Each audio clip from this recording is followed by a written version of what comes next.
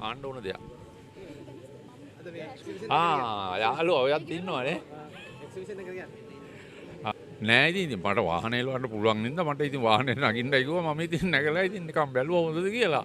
මේ මම ඉතින් වාහන හොඳ ඩ්‍රයිවර් කෙනෙක් තමයි. අවශ්‍ය වුණොත් පැදගෙන වුණත් යනවා.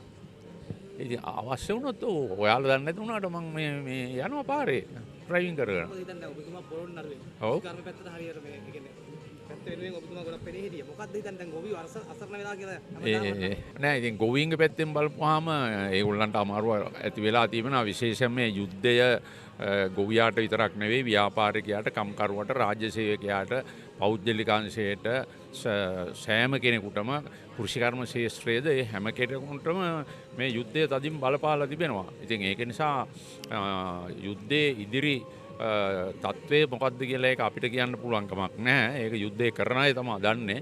ඉතින් අපි මේ තත්ත්වය තුල අපි දැනගන්න ඕනේ කොහොම හරි මේකට මුහුණ දීලා අපි යුද්ධය අවසන් වෙන අවස්ථාවක් වෙනකන් ඉදිරියට යන්නට මිනිස්සු ජීවත් කරගෙන ඒක තමයි ප්‍රධාන අවශ්‍ය. හිටපු ජනාධිපතිවරයා වශයෙන් ඔබතුමා මොකද කියන්නේ මේ ආණ්ඩුව යන වර්තමාන ආණ්ඩුව යන ගමන ගැන?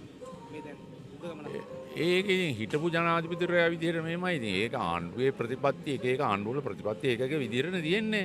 දැන් මගේ ආණ්ඩුවේ ප්‍රතිපත්ති එකක් දැන් තියෙන ආණ්ඩුවේ ප්‍රතිපත්ති එකක්. ඉතින් ඒවා ප්‍රතිපත්ති සම්පාදනය කියන එක දේශපාලකයන්ගේ කාර්යයක්. ඒකේ හින්දා මගෙන් අහනවට වැඩිය ජනතාවගෙන් අහලා බලන්න මොකද කියන්නේ කියලා දැන් මේ ප්‍රදර්ශනේ බලන්න යන්නේ ඒකනුත් නිකන් ඔය පාරේ දිහා මේක අල්ලලා බැලුවා නම් මොකද කියලා කියයි. ඉතින් මම මොකටද ඔය මේ මම දැන් ආණ්ඩුව කරන්නේ නැහැනේ.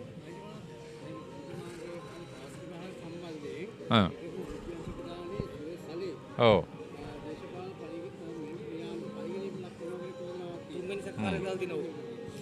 නෑ ඒ පරීක්ෂණ පැවැත්වෙන දේවල් ගැන මට කියන්න පුළුවන් කමක් නැහැ.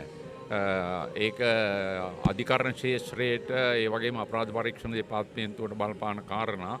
ඒ වගේ දේවල් ගැන මට එහෙම යම් ප්‍රකාශයක් කරන්න පුළුවන් කමක් නැහැ. ඒ ගැන තොරතුරු මම හරියට දන්නේ නැහැ. මම දකින්න ওই මාධ්‍යවල දින දේවල් විතරයි. ඇත්තටම මේ අපරාධ පරීක්ෂණ දෙපාර්තමේන්තුව ඔය කියන විදිහ ඇත්තද? මීයු ඉන්නවලු කරපොත් ඉන්නවලු නිදාගන්න දෙයක් නැහැලු. එතුමා දැන් අසනීප වෙලා ඊ රෝහල් ගත වුණා.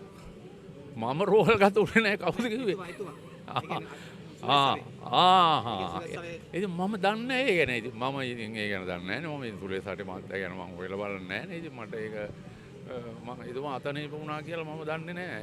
මේ ආණ්ඩුව පරිගැනීමක්ද කරන්නේ මේ ඒක ආණ්ඩුවේ කෙනෙකුගෙන්ම ඇහුවනම් තමයි හොඳ. ඉතින් මට ඒකට උත්තර දෙන්න බෑනේ. මම දන්නේ නැහැ ඒක එහෙම කොහොමද කියලා. ඔව්.